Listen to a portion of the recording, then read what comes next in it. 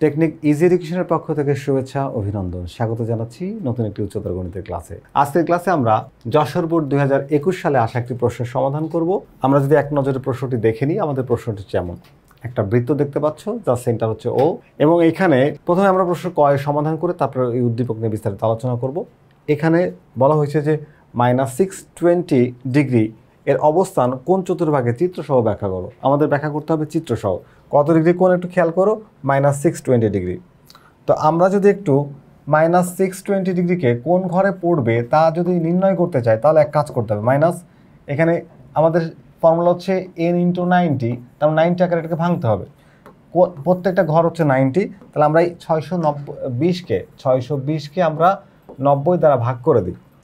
তাহলে 620 ডিভাইড হচ্ছে 90 is equals to 6.88। আচ্ছা, ওকে, তাহলে আমরা পাচ্ছি কত বলো তো?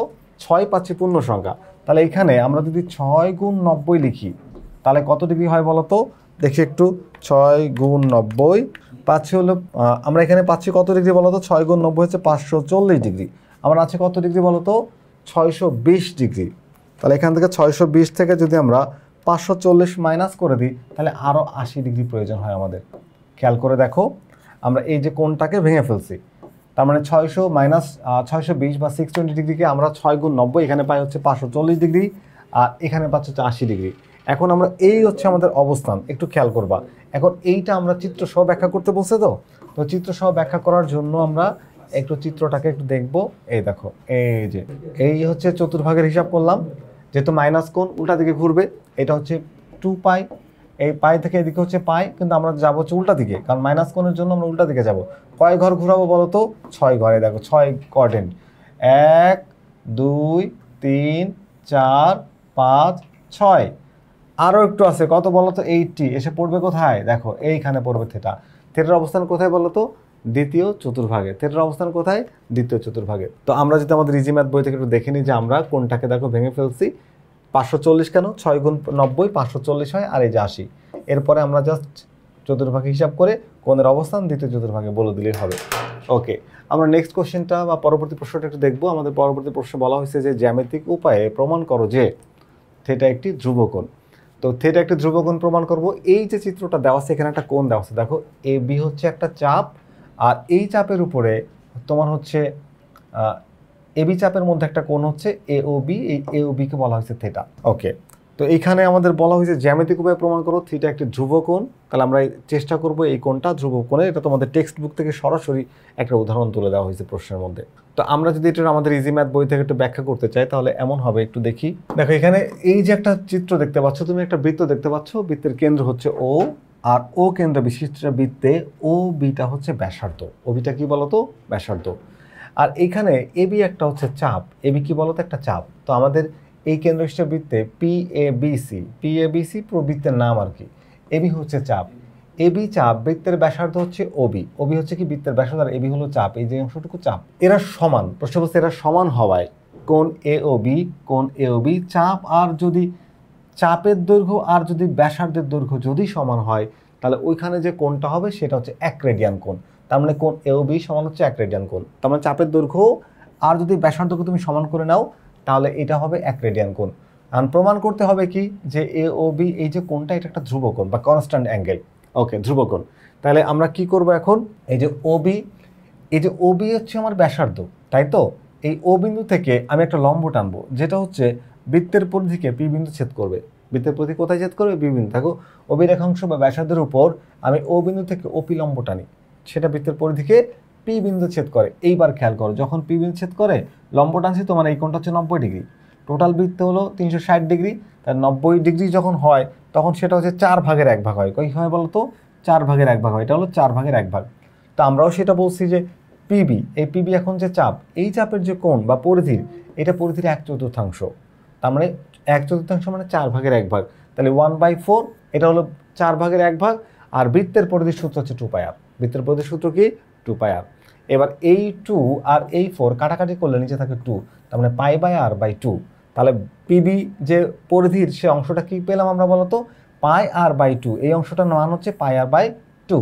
ওকে, আর এখানে এবি হচ্ছে কি বলতো, এবি হলো বৃত্তের ব্যাসার্ধ, কারণ এবি যে চাপ আর বৃত্তের ব্যাসার্ধ সমান ছিল, তাহলে এবিকে আমি বৃত্তের ব্যাসার্ধ আর দিয়ে চিহ্নিত করতে পারি।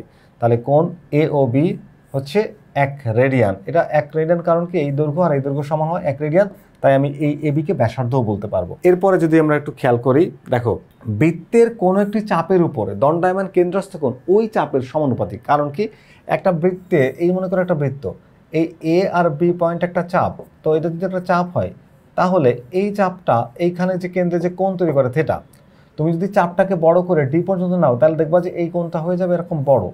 আর একটু বড় যদি চাপ নাও, মনে করো ই, তাহলে এতে কোণ হবে এমন। তার মানে তুমি চাপটাকে বাড়ালে পাশাপাশি তোমার কোণটাও বেড়ে যাবে। তার মানে চাপের দৈর্ঘ্য বাড়ালে কেন্দ্র উৎপন্ন কোণ বাড়ে, চাপের দৈর্ঘ্য কমালে কেন্দ্র উৎপন্ন কোণ কমে যায়। তার মানে চাপের দৈর্ঘ্য আর কোণ পরস্পর কি বলতো সমানুপাতিক, একটা বাড়লে আরেকটা বাড়ে, একটা কমলে আরেকটা কমে যায়। তো যেহেতু এরা বৃত্তের যে কোনো চাপের উপর দণ্ডায়মান কেন্দ্রস্থ কোণ ও বৃত্তচাপের সমানুপাতিক, তাহলে সমানুপাতিক এবার খেয়াল করো, এইটা হচ্ছে কোণ এওবি, এওবি এই যে কোণটা, তারপরে কোণ পিওবি, পিওবি হচ্ছে পুরো কোণটা হাফ কোণ, মানে বৃত্তের 4 ভাগের 1 ভাগ মানে সমকোণ। এবার দেখো এইটা কোণ আর এটা কোণ, কোণ আর কোণের অনুপাত, ভাগ দিয়ে বোঝায় অনুপাত।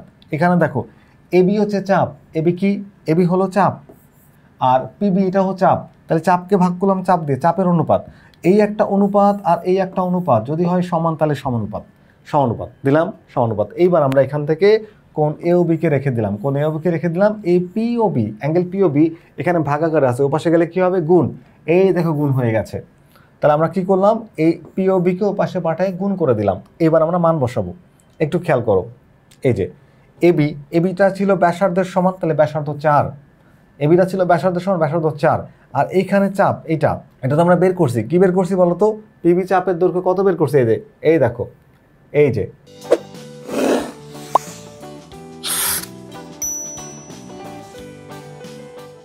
পাই আর বাই 2, পাই আর বাই 2, তাহলে এখানে লিখতে পারবো হচ্ছে পাই আর বাই 2 ইন্টু 1 সমকোণ। এই যে এই কোণটা হচ্ছে 1 সমকোণ, তাহলে এই কোণটা কি 1 সমকোণ, এই কোণ পিওবি 1 সমকোণ, এই যে 1 সমকোণ বসাই দিলাম। এরপরে যে হিসাব করো তুমি, এখানে ভাগটাকে গুণ দিয়ে উল্টে দাও, উল্টে দিলে কি হচ্ছে আর গুণ এই 2 যাবে উপরে, আর পাই আর আসবে নিচে, আর আর কেটে দাও, তাহলে হচ্ছে 2 বাই পাই, কি আসে বলো তো 2 বাই পাই। তাহলে অ্যাঙ্গেল এওবি এটা হিসাব করে পাইছে কি বলো তো 2 বাই পাই সমকোণ, 2 বাই পাই কি পেলাম সমকোণ।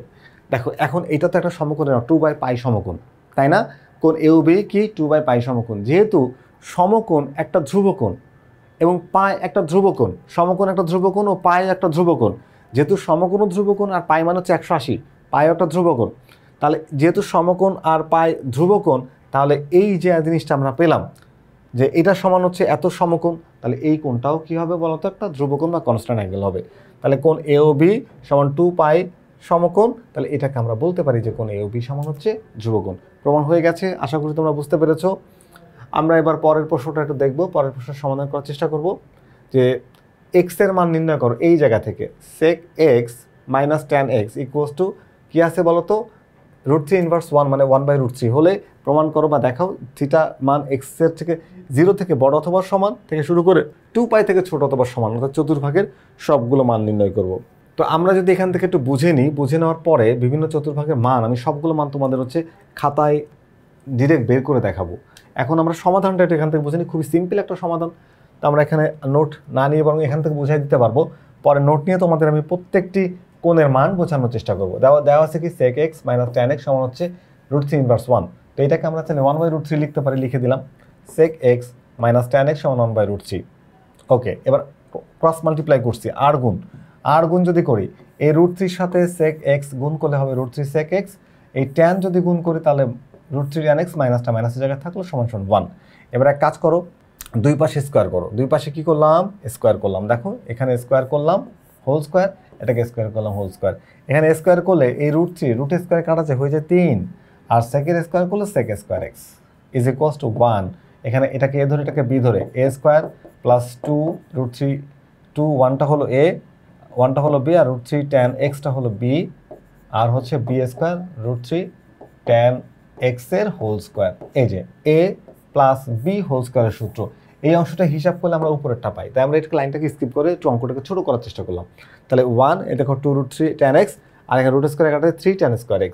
এরপরে আমরা দেখলাম 3 plus 3 tan square x is equals to 1 plus 2√3 plus √3 tan x plus 3 tan square x.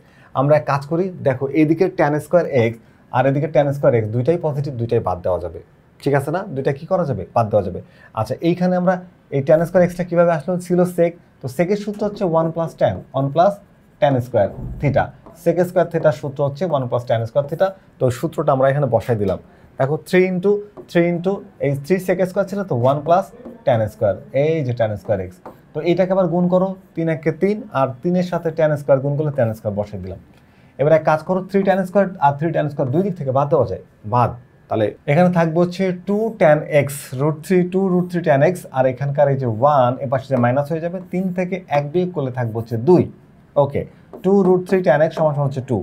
এখন যদি আমরা এই অংশটাকে tan এর সাথে গুণ আকারে আছে, তো ওই পাশে পাশে ভাগ করে দিই, তাহলে কি হয়ে যায়?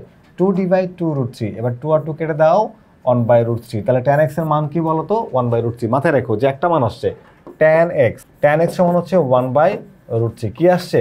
1/√3। খুব ভালো করে বুঝো, পজিটিভ আসছে, পজিটিভ, শুধু পজিটিভ আসছে, নেগেটিভ কিন্তু আসে নাই। তো আমরা জানি যে tan কোন কোন ঘরের জন্য পজিটিভ? tan হচ্ছে প্রথম চতুর্ভাগে আর তৃতীয় চতুর্ভাগে পজিটিভ। তো আমরা সেই মানগুলো বের করার চেষ্টা করব। আমাদের tan x সমান আসছে হচ্ছে 1/√3, এটা কিন্তু পজিটিভ। এবার আমরা যে চতুর্ভাগের হিসাবটা দেখি, একটু খেয়াল করবা, এই ফার্স্ট কোয়াড্রেন্টে কিন্তু অল আর পজিটিভ, যেহেতু অল আর পজিটিভ, সো এখানে tan থিটা ইজ পজিটিভ। আর এই থার্ড কোয়াড্রেন্টে শুধুমাত্র tan থিটা পজিটিভ হবে।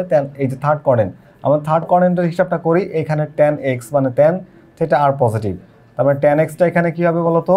পজিটিভ হবে। এই দুই ঘরের মান বের করলে আমাদের চলবে। আর বাকি যে সেকেন্ড কোয়াড্রেন্ট আর ফোর্থ কোয়াড্রেন্টের মান কিন্তু বের করার প্রয়োজন নাই। তাহলে এইবার চলো আমরা প্রথমে আমরা সরাসরি ফার্স্ট কোয়াড্রেন্টের মান পেয়ে যাব। তাহলে এখানে লিখবো tan x ইকুয়ালস টু 1/√3 না? 1/√3 tan কত ডিগ্রি মান বলো তো? সেটা হচ্ছে tan 30 ডিগ্রি মান। তাহলে এই 1/√3 তুলে দিয়ে আমি লিখতে পারি π/6, কারণ পাই বলতে বুঝি হচ্ছে 180 ডিভাইড হচ্ছে 6 ইজ ইকুয়ালস টু 30। দুই পাশ থেকে tan বাদ দিয়ে দাও, x ইকুয়ালস টু কত পাবা বলো তো? π/6। তার মানে আমার ফার্স্ট কোয়াড্রেন্টের মান চলে আসছে, এই ঘরের মান পেয়ে গিয়েছি। এখন আমার মান বের করা বাকি কোনটা? আমার মান বের করা বাকি হচ্ছে সেকেন্ড কোয়াড্রেন্টের। তো এই অংশকে আমরা বলি পাই, তাই তো? এটা হচ্ছে পাই মানে 180 পর্যন্ত, এটা হচ্ছে π/2 আমাদের, আর এটা হচ্ছে 3π/2। এই অংশে আমরা লিখবো হচ্ছে 2π। তো আমার লাগবে হচ্ছে এই ঘরের মান বের করা। তো এই ঘরের মান বের করা কি? এই 180-র সাথে যদি তুমি কিছু একটা যোগ করো, তাহলে সেখানে পড়বা। তার মানে 180 কিছু যোগ করা বলতে আমাদের যে থিটা আসবে এখানে 30 ডিগ্রি, এটাকেই তুমি যোগ করবা। তার মানে পায়ের সাথে যখন তুমি 30 ডিগ্রি যোগ করবা, তখন 180 আর 30 যোগ করলে 210, তখন তুমি থার্ড কোয়াড্রেন্টের মধ্যে পড়বা। তাহলে আমার এখন কাজ কি বলো তো? এই থার্ড কোয়াড্রেন্টে যাওয়া।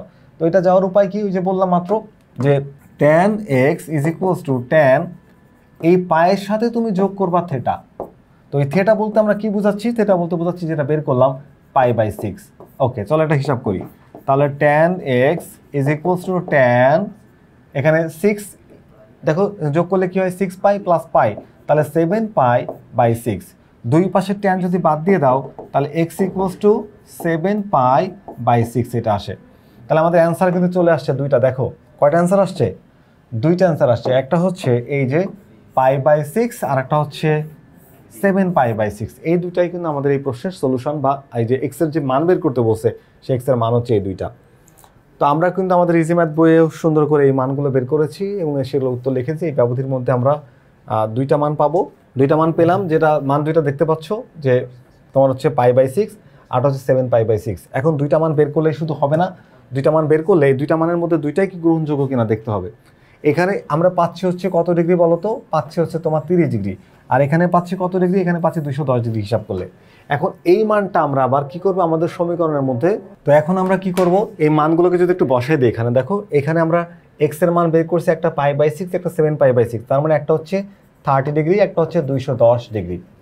ওকে, এখন দেখো এখানে যদি আমরা এই sec x এর মান, অর্থাৎ x এর মান যদি 30 ডিগ্রি বসাই, ক্যালকুলেটরের মধ্যে বসাই এটা ভেরিফিকেশন করবা। তো বসালা এবং tan x 30 ডিগ্রি মান বসালা, দুইটা থেকে হিসাব করে যদি দেখো যে 1/√3 আসে, তাহলে আমাদের সেই মানটা উত্তর হবে। তা আমাদের এই 30 ডিগ্রিটা বসালে কিন্তু এটা উত্তর হয়, কিন্তু এই মানটা যখন আমি বসাই সেকে এবং tan-এ, তখন এই 1/√3 আসে না, তাই এইটা আমাদের উত্তর হবে না। তাহলে আমাদের অ্যান্সার কিন্তু রিকোয়ার্ড অ্যান্সার কয়টা বলো তো? আমাদের রিকোয়ার্ড ভ্যালু হচ্ছে একটা, সেটা হচ্ছে π/6। এই যে π/6, এই ব্যবধির মধ্যে আমরা এই মানটা নিতে পারবো, কারণ এই মানটা নিলে আমাদের সমীকরণটি সিদ্ধ হয়। তাহলে এইটা হচ্ছে আমাদের কোশ্চেনের সলিউশন। আশা করি তোমরা বুঝতে পেরেছো। পরবর্তীতে আবারও দেখা হবে নতুন কোনো গাণিতিক সমস্যা নিয়ে। ততক্ষণ পর্যন্ত ভালো থেকো। আল্লাহ হাফেজ।